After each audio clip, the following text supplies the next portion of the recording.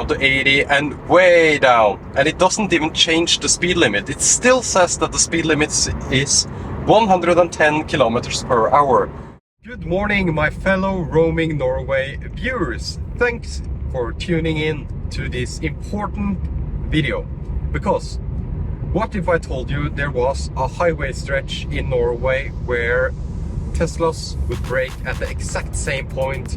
It would render the adaptive cruise control and the autopilot useless on this stretch, and that this stretch is one of the most used highway stretches in Norway. It's the E6. It is the main highway in Norway.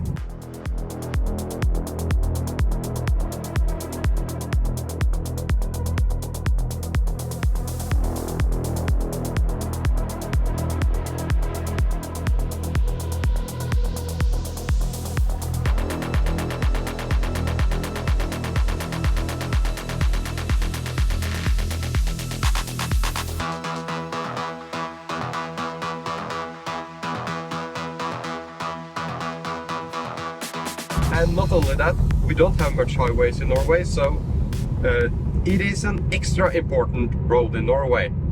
And then I continue by telling you that this has been going on for 4 years, and Tesla hasn't been able to fix this in 4 years. 4 years is how long this highway stretch has been opened to the public. 4 years, and we have forum posts way back to 2020 where people complain about this. And then the complaining continues until today. So for 4 years people have been complaining about Autopilot just randomly braking and the adaptive cruise control just randomly braking, and it seems to happen at the same points throughout this highway stretch. So today I'm going to drive to this highway stretch and I'm going to test it for myself. Just a disclosure, I have experienced this myself on this highway stretch in my Hardware 3 car. I know it also happens with Hardware 4 cars. So today we are going to test with a Hardware 4 car. Anyways, back in 2020 we had an EV adoption rate of 50%. It is now at 94%. A lot has happened in 4 years, but Tesla hasn't been able to fix this stretch at all. And it's embarrassing. And it's making a lot of Norwegian Tesla drivers not trust the driver assistance systems. So it absolutely sucks. So let's head over there and I'll show you on video this happening. Okay, we are driving at 110 kilometers per hour on Autopilot.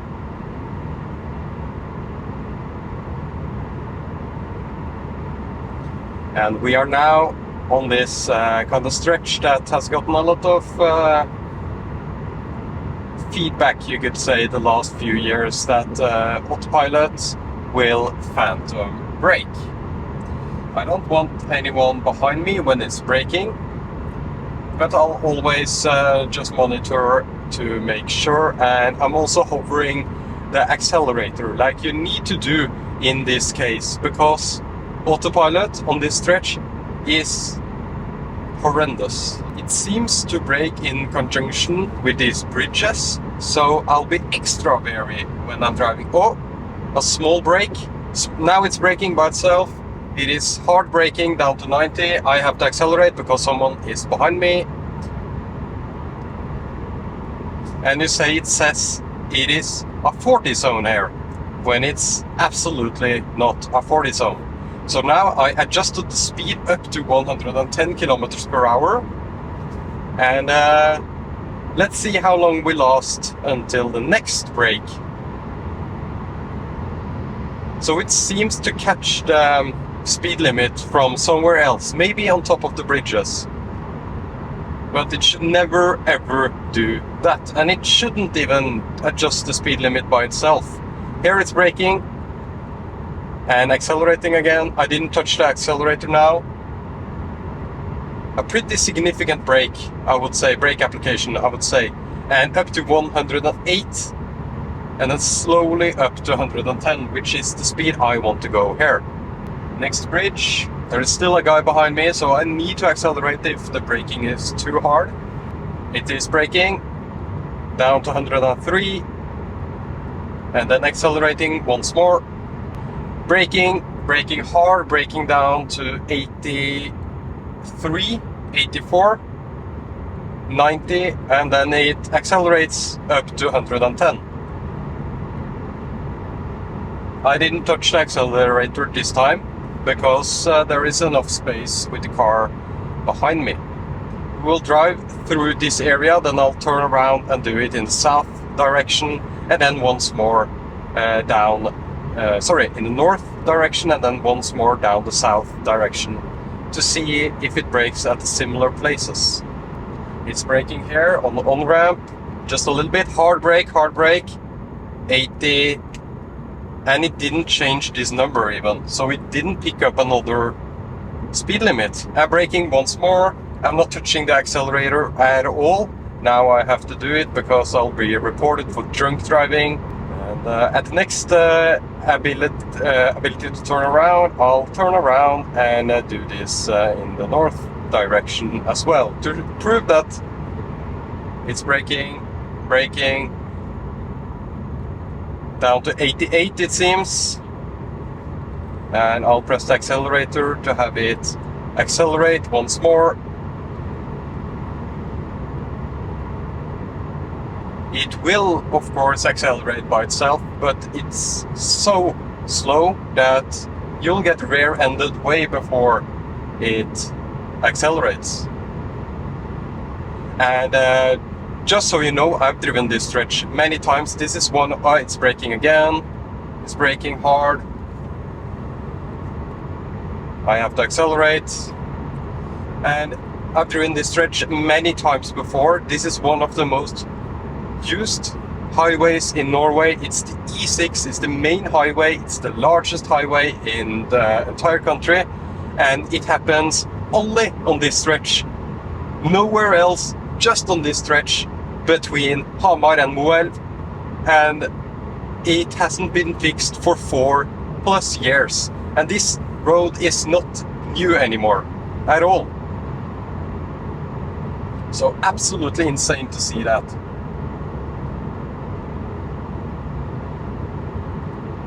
So we will turn around here at Brumunddal Sør, which is exit number 72, and we will of course see if this applies to the north direction as well. Up to the speed limit, it indicates 80 as the speed limit here, it indicates 110 as the speed limit here. That's the correct speed limit. So let's try this now. And let's set it to the speed limit.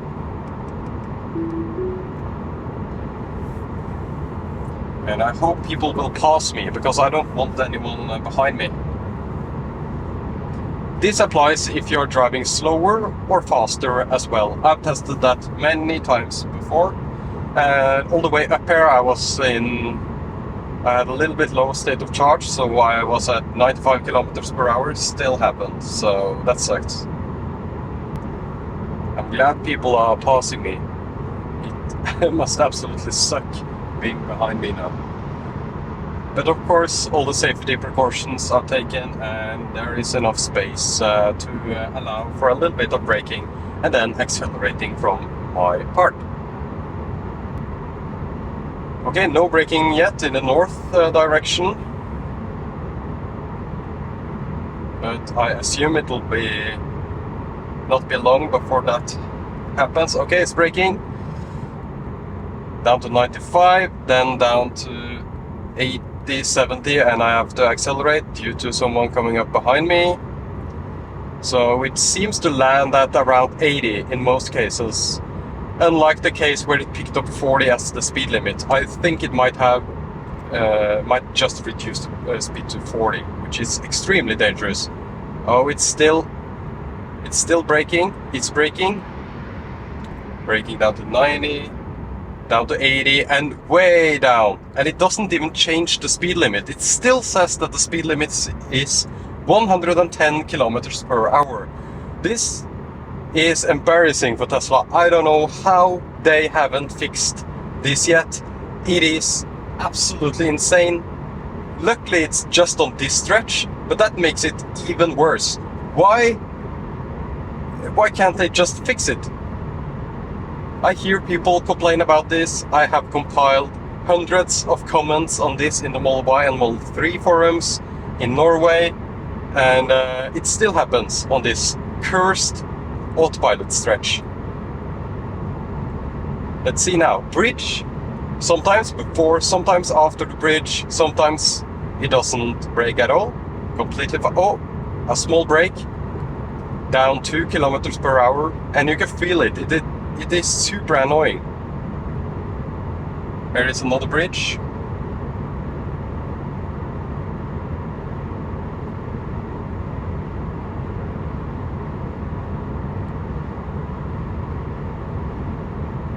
No braking, that's nice to see.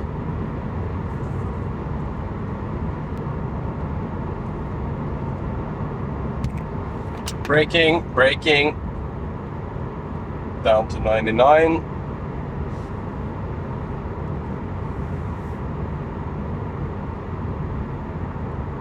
Under a bridge, which seems to be a trigger in some cases, and some cases it's not a trigger. Braking. Just 5 kilometers per hour, but you feel it. It's super annoying and makes you absolutely don't want to use the adaptive cruise control or the autopilot. By the way, this happens on adaptive cruise control as well as autopilot, not just autopilot. It's the same with adaptive cruise enabled. Let's navigate to the Sögda so I don't miss the exit. It's right up here, and we will turn around and we will do the south direction once more. Okay, no more braking here. Oh, so many cars coming in the opposite direction. Need to be careful now. This wouldn't be a problem if this was just some random B road, to be honest. Still annoying, but this is the main, it's the largest highway in Norway. One of the only highways in Norway. So much more traffic here than most places. And straight through 2 roundabouts and straight on the road again. Norway really has the best exits. By the way, this is a JOWUA mount, and this is absolutely amazing for holding your phone in Tesla. It's magnetic, MagSafe, super stable, super nice. Let's actually navigate to a charger. I want to charge after we are done with this video. Okay, back to 110, braking, exactly the same place as before. I need to accelerate because someone is coming behind me, so I did input the accelerator right there. Exactly the same place, right before this lake. Exactly the same place. And it's not just annoying and dangerous, it makes me not want to use the system, which in itself is, you know, and driver assistance system is supposed to be used to increase safety. Adaptive cruise control is a great tool to avoid fatigue. There is a bridge. Braking down to 107, not too bad, but still annoying, and you can absolutely feel it.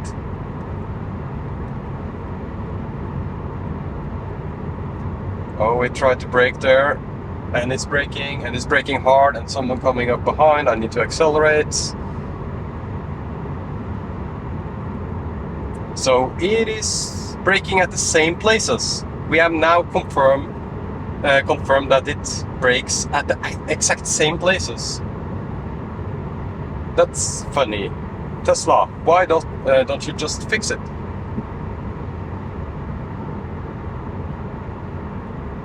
The logic on this stretch should be 110 unless someone is hard braking in front of you. There's no other reason to brake.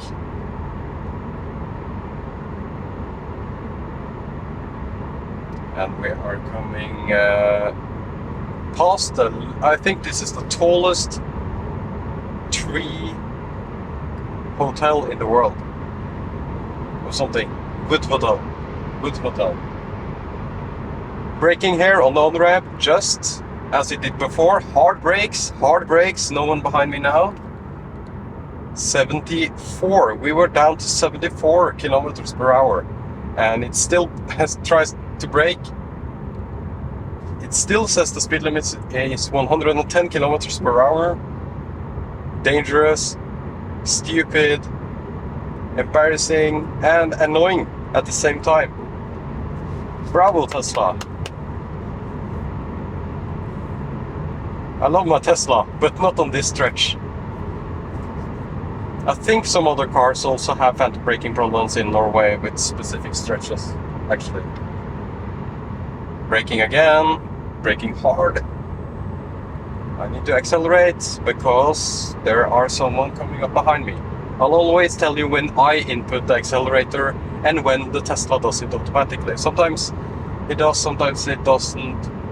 Sometimes I feel like it'll stop and go down to 0, which is insane. I think that proves enough.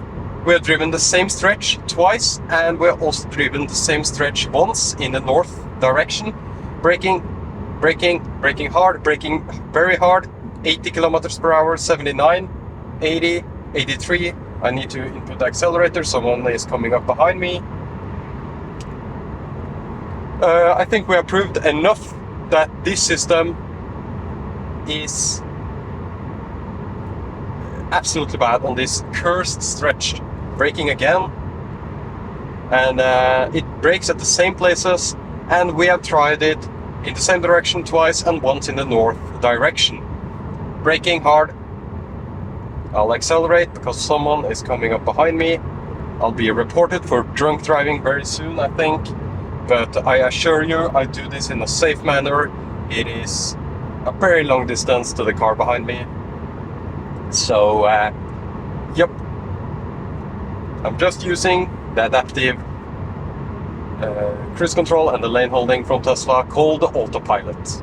So, let's summarize the video somewhere else. I think that concludes this Autopilot criticism or adaptive cruise control criticism video.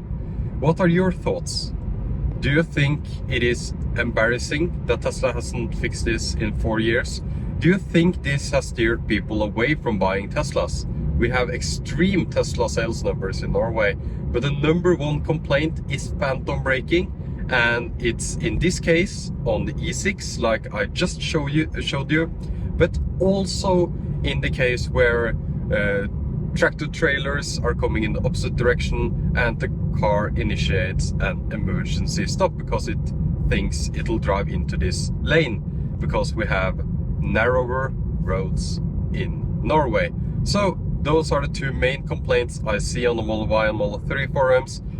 Tesla can at least fix half of it if they fix this annoying, it's so annoying, motorway stretch in Norway. Thank you so much for watching Roaming Norway, and see you in the video very, very soon.